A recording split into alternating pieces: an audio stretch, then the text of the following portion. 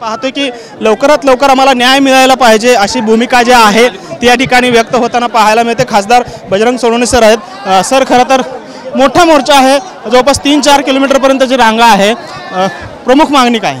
जनतेचा आक्रोश आहे। आज 20 दिवस झाले तरी मारेकरी पकडले जात नाहीत, त्यांना अटक होत नाही। याच्यामुळे बीड जिल्ह्यातली जनता नव्हतं उभा महाराष्ट्र या घटनेकडे बघतोय।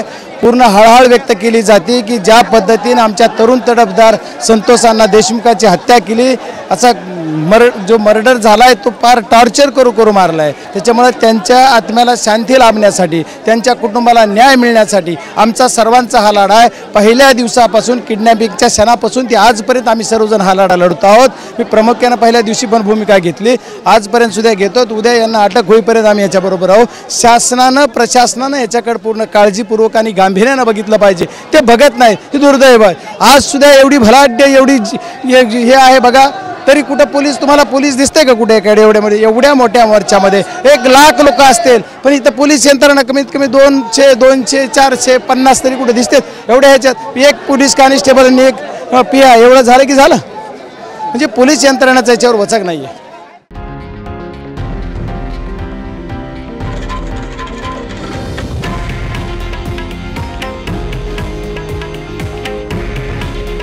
हे आहे देशातील नंबर 1 न्यूज नेटवर्क आणि आपण पाहत आहात TV9 मराठी।